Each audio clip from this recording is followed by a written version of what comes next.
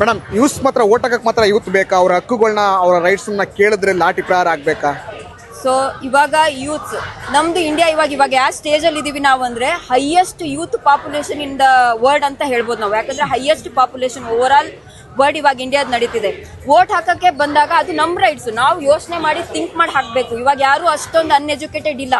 At least ಮಕ್ಕಳು ಯಾರ್ಯಾರು ಮನೇಲಿ ಓದ್ತಿರ್ತಾರಲ್ಲ ಅವ್ರ ಪೇರೆಂಟ್ಸಿಗೆ ಹೇಳಿ ಯಾವ ಗೌರ್ಮೆಂಟ್ ನಮಗೆ ಯಾವ ಥರ ಸ್ಕೀಮ್ಸ್, ಯಾರೋ ಬಿಟ್ಟಿ ಬಸ್ ಕೊಡ್ತಾರೆ, ಇಲ್ಲ ನಮ್ಮ ಅಕೌಂಟಿಗೆ ದುಡ್ಡು ಬರ್ತಿದೆ ಅಂತ ವೋಟ್ ಹಾಕಿದ್ರೆ ಇವಾಗ ರೋಡಲ್ಲಿ ಬಂದು ನಾವು ನಿಂತಿದ್ದೀವಿ. ಇವಾಗ ಅದಕ್ಕೆ ಇದೆ ಇವಾಗ ನಡೀತಿರೋದೇ ಕಾರಣ.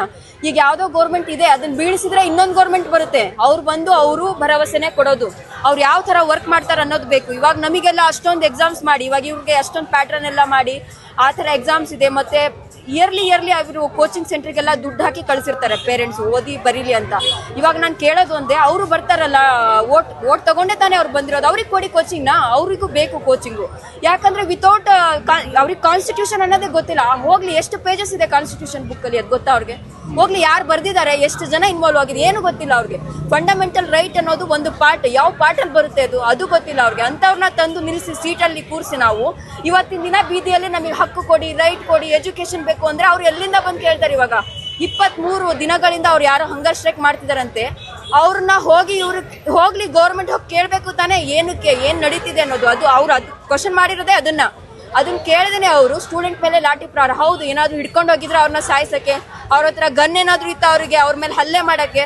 ಯಾವ ರೈಟ್ಸ್ ಮೇಲೆ ಹಲ್ಲೆ ಮಾಡ್ತಾರೆ ಅವ್ರು? ಆ ಥರ ಇದು ರೈಟ್ಸ್ ಅಲ್ಲ. ಯಾಕಂದ್ರೆ ನಮಗೆ ಆರ್ಟಿಕಲ್ 19 ಹೇಳಿದೆ ನಾವು ಪೀಸ್ಫುಲ್ ಆಗಿ ಪ್ರೊಟೆಸ್ಟ್ ಮಾಡ್ಬೋದು, ಕ್ವಶನ್ ಮಾಡ್ಬೋದು ಅಂತ. ಕ್ವಶನ್ ಮಾಡಿದ್ರೆ ಈ ತರ ಮಾಡ್ತಾರೆ ಅಂದ್ರೆ where is our democracy? We are living in democratic country and it is the biggest democracy country in on the world. ನಾವು ಹೇಳ್ತೀವಿ ಇದನ್ನ.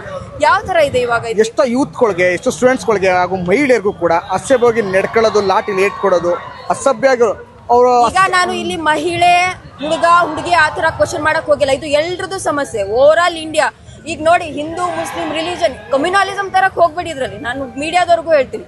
ಇವಾಗ ಅಲ್ಲಿ ಬಂದು ಯಾರೋ ನಮ್ದು ಕಾಂಗ್ರೆಸ್ ಪಕ್ಷ, ಬಿಜೆಪಿ ಪಕ್ಷ, ನಾವು ಪಕ್ಷಕ್ಕೆ ನಾವು ಸಪೋರ್ಟ್ ಮಾಡಕ್ಕೆ ಇಲ್ಲಿ ಬಂದಿಲ್ಲ. ನಮ್ದು ಹಕ್ಕು ಕೇಳಕ್ ಬಂದಿದೀವಿ. ಎಜುಕೇಶನ್ ನಮ್ದು ರೈಟ್, ಅದನ್ನ ಫಂಡಮೆಂಟಲ್ ರೈಟ್ ಅಂತ ಆ ಬುಕ್ಕಲ್ಲಿ ಏನಕ್ರಿ ಬರೆದ್ರಿ?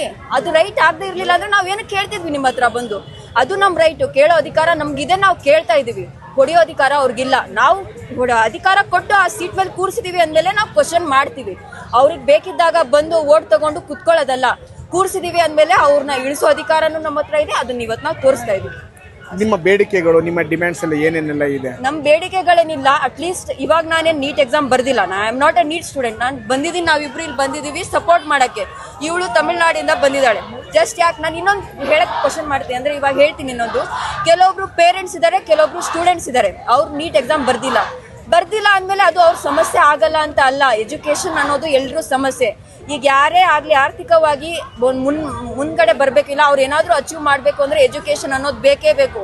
ಇವಾಗ ಏನೋ ಒಂದು ಫ್ರೀ ರೇಷನ್ ಸಿಗ್ತಿದೆ ಅಂದರೆ ಅದು ಬರೀ 1 ತಿಂಗಳಿಗೆ ಆಗುತ್ತೆ. ಅದೇ ಅವ್ರ ಮನೇಲಿ ಒಬ್ರು ಗೌರ್ಮೆಂಟ್ ಜಾಬಿಗೆ ಹೋಗಲಿ, ಇಲ್ಲ ಬೇರೆ ಏನಾದರೂ ಎಜುಕೇಷನ್ ಸಿಕ್ಕು ಪ್ರೈವೇಟಲ್ಲೇ ಕೆಲಸ ಮಾಡಲಿ, ಅವ್ರು ಇಡೀ ಫ್ಯಾಮಿಲಿನ ಸಾಕೋ ಕೇಪಬಿಲಿಟಿ ಅವ್ರಿಗೆ ಬರುತ್ತೆ. ಮತ್ತೆ ಇನ್ನೊಂದೇನು ಗೊತ್ತಾ, ನಾವು ಯಾರಿಗೂ ನಮಗೆ ಬಸ್ ಬಿಡಿಸಿ, ನಮಗೆ ದುಡ್ಡು ಹಾಕಿ ಅಂತ ನಾವು ಕೇಳಲ್ಲ. ಎಜುಕೇಶನ್ ಕೊಡಿಸಿ, ನಮಗೆ ಬೇಕು ಎಜುಕೇಶನ್ ಬೇಕು, ನಾವು ತಗೋತೀವಿ. ಆ ಕೇಪಬಿಲಿಟಿ ನಮಗೆ ಬರುತ್ತೆ. ನೀವು ಕ್ರಿಯೇಟ್ ಮಾಡಿ ಎಂಪ್ಲಾಯ್ಮೆಂಟ್ನ. ಯಾಕೆ ನಾವು ಅನ್ಎಂಪ್ಲಾಯೀಸ್ ಆಗ್ತೀವಿ? ಎಂಪ್ಲಾಯ್ಮೆಂಟ್ ಜನರೇಟ್ ಮಾಡಿದ್ರೆ ತಾನೇ ನಾವು ಎಂಪ್ಲಾಯ್ಮೆಂಟ್ ಅಂದರೆ ನಾವು ಏನಾದರೂ ಆರ್ಥಿಕವಾಗಿ ಮುಂದೆ ಬರೋಕ್ಕೆ ಸಾಧ್ಯ. ಇವಾಗ ಎಷ್ಟೋ ಜನ ಮಕ್ಕಳಿಗೆ ಅವ್ರ ಪೇರೆಂಟ್ ಹತ್ರ ಅವ್ರಿಗೆ ಕೋಚಿಂಗ್ ಸೆಂಟ್ರಿಗೆ ಕಳ್ಸೋಕ್ಕೂ ದುಡ್ಡಿರಲ್ಲ, ಆದರೂ ಅವರು ಎಷ್ಟೋ ಕಷ್ಟಪಟ್ಟು ಇದೆಲ್ಲ ಕಳಿಸಿರ್ತಾರೆ. ನೀಟ್ ಇರಲಿ, ಬೇರೆ UPSC KPSC ಎಕ್ಸಾಮ್ಸ್ ಇರಲಿ. ಬಟ್ ಏನು ನಡೀತಿದೆ ಸಿಸ್ಟಮ್, ಯಾರಿಗೆ ಹೋಗಿ ತಲುಪಬೇಕು ಬೇಸಿಕ್ ನೀಡ್ಸ್ನ ಅವ್ರಿಗೆ ತಲುಪಲಿ, ಅವ್ರಿಗೆ ಬೇಡ ಅನ್ನಲ್ಲ. ಆದರೆ ಅದರಲ್ಲೂ ತರ್ತಾರೆ, ಬೇರೆ ಕ್ಯಾಸ್ಟಿಸಮ್ ಇಶ್ಯೂ ಬರುತ್ತೆ, ಇಲ್ಲ ಅವ್ರದ್ದು ಬೇರೆನೇ ಇಶ್ಯೂ ತೊಗೊಂಡ್ಬರ್ತಾರೆ. ಇದೆಲ್ಲ ಯೂಸ್ ಆಗಲ್ಲ. ಎಜುಕೇಷನ್ ಎಲ್ರಿಗೂ ಬೇಕು ಆ್ಯಂಡ್ ಅದನ್ನು ಸಿಗೋ ಹಾಗೆ ಮಾಡಲಿ ಒಳ್ಳೆ ರೀತಿಯಲ್ಲಿ. Thank you madam.